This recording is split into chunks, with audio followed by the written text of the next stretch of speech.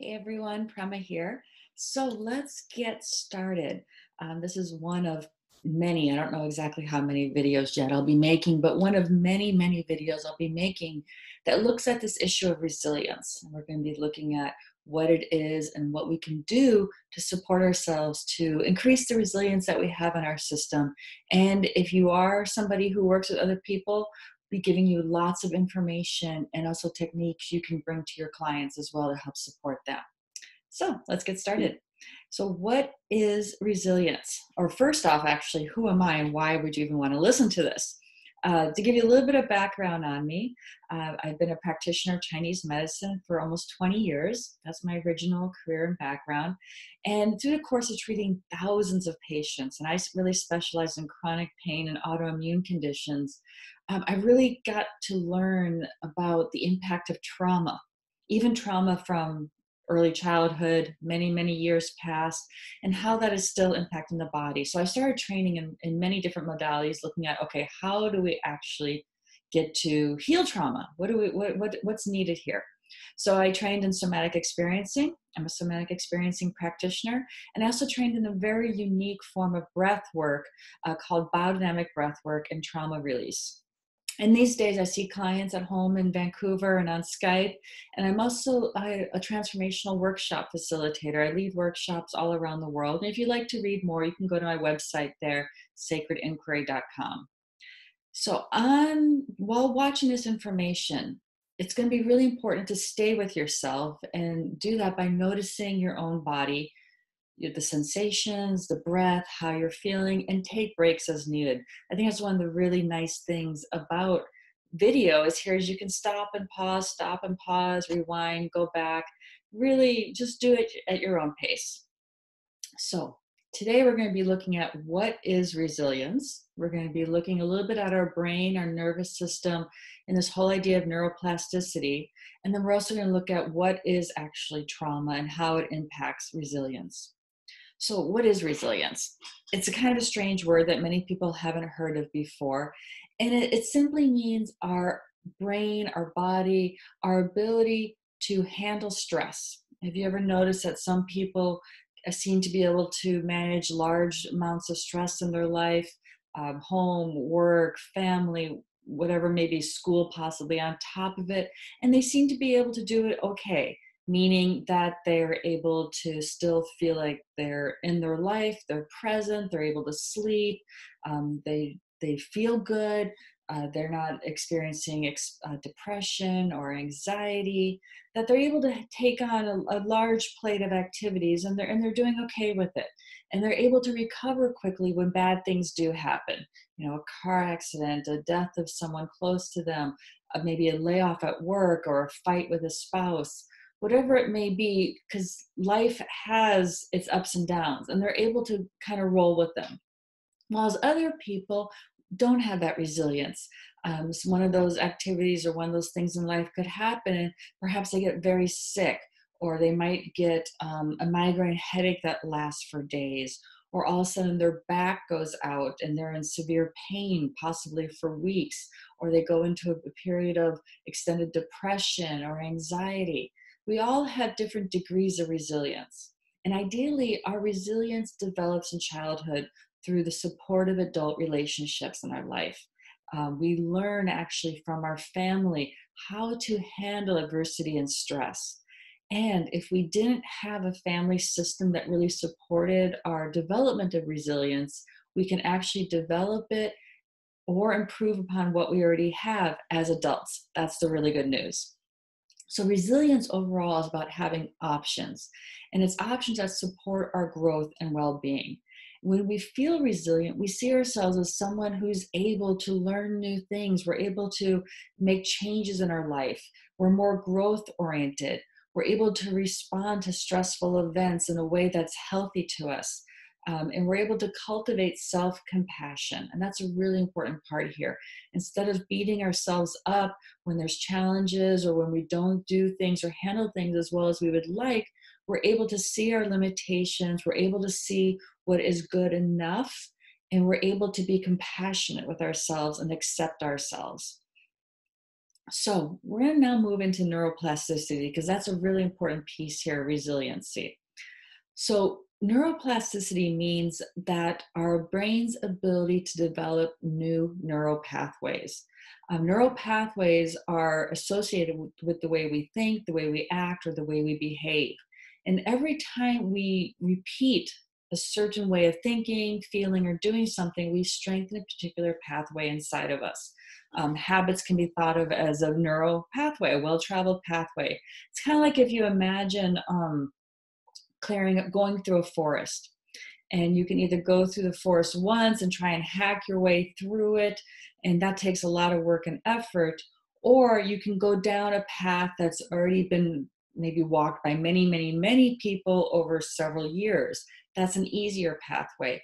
Our brain operates in some of the same way. We tend to default towards easier pathways, things that I've done before. So that would be considered a strong pathway if it's a well-developed path. A weak pathway is when we're doing something that we haven't done before or we don't do very often. So our brain finds it much easier to keep doing the same patterns over, and over.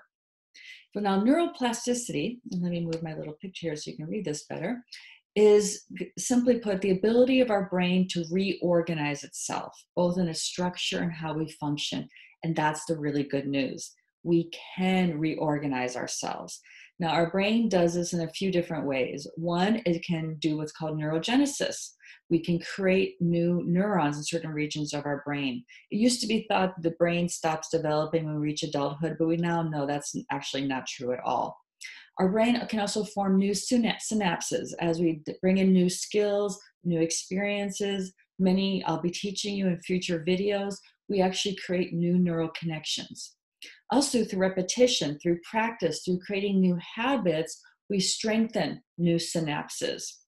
And then ones that we don't use, when we stop doing a habit, maybe we don't want to be doing, or we do it less and less and less, we actually weaken those synapses. So we're able to develop more of the areas that we want and take energy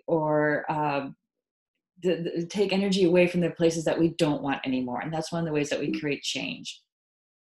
So neuroplasticity is what makes your brain resilient. You can grow new neurons, create new circuits, learn new healthier habits. And like I said, that's the really good news. Our brain is a learning-based system, meaning that how it's used and the experiences that we have repeatedly in life, that's how our brain develops. And by creating new experiences and new encounters in our life, we get to create changes in our brain. But here's the not so good news. Our brain is neutral. It actually doesn't know if what we're doing is good or bad. It doesn't create a value judgment on it. That's what we do with our belief system. Our brain is just going to develop pathways based on what is done repeatedly, whether those habits or beliefs are helpful to us or not. So now we're going to look at trauma, stress, and resilience. One of the things we want to first kind of understand is, what is trauma? It's a word that's used a lot these days. What does it actually mean?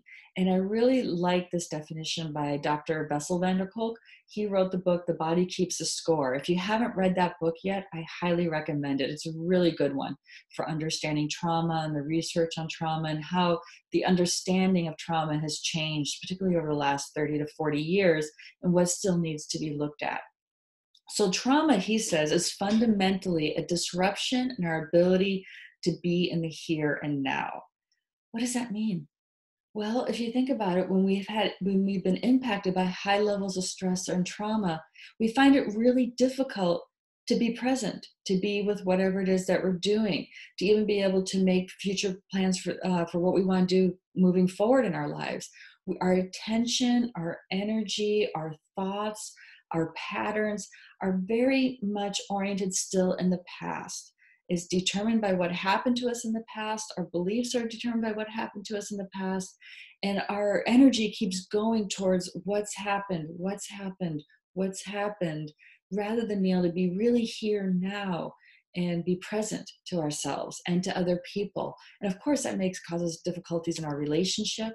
It causes difficulties in our work environment. It can cause difficulties in our family environment and with friendships.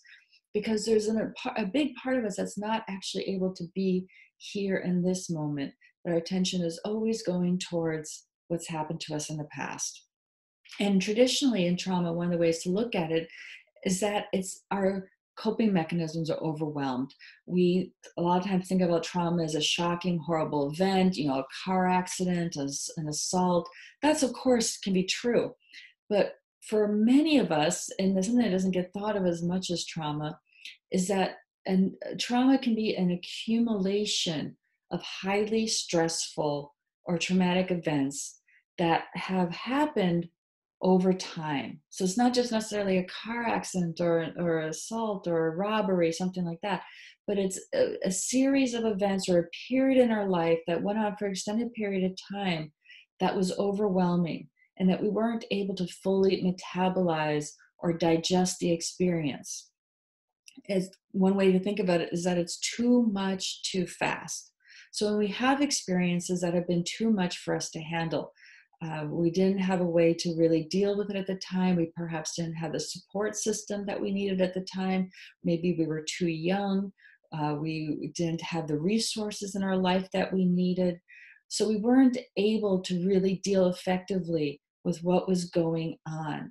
And so that energy that was happening for us at the time, and we're going to talk more about this, that energy of overwhelm, that energy of stress, what we often call the fight flight energy, the wanting to make something happen but we weren't able to, the wanting to get out of a situation but we weren't able to, really digest all of that at the time. So we need to then be able to integrate that.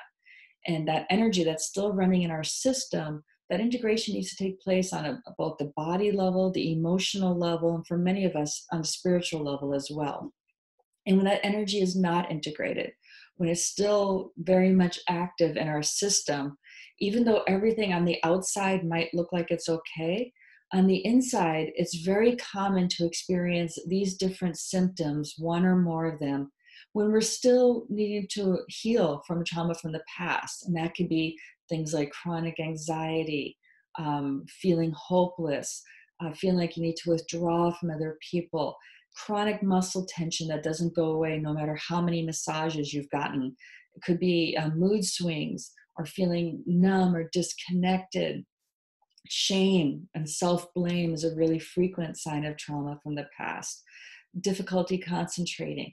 All these different symptoms that show up in our minds and our body can all be linked back to the fact that we still have that energy inside of us that hasn't been able to be resolved yet and integrated and then worked out of our system. So in short, trauma is not what happened to us in the past. It's not so much about the event. It's more about the effect that's left within us because of what happened, but based on the experiences. And that's what needs to get worked with. So let's go back to resilience. So a sense of safety when we're growing up. We need to have that sense of safety and security. And if we have that as a child, our resiliency will automatically grow. It's an organic process. We are wired to be resilient, actually. And like I said, ideally that came from our childhood. But if it didn't, and for many of us it didn't, due to neuroplasticity, we can now develop and create a new wiring inside of our adult nervous system. So in the next videos, I'll be going more into this. We'll be looking at what is the physiology behind trauma and resilience. We'll be looking at our brain, our nervous system, the adrenals. We'll be pulling in pieces from Chinese medicine as well. And then later on, we'll be going into body-based home exercises and practices that you can do to strengthen your resilience and support your nervous system. So thanks for watching. If you like this video, make sure to subscribe to my YouTube channel. You can hit the link below, and so you won't miss out on any ones in the future. Thank you so much, and I'll see you in the next video. Bye for now.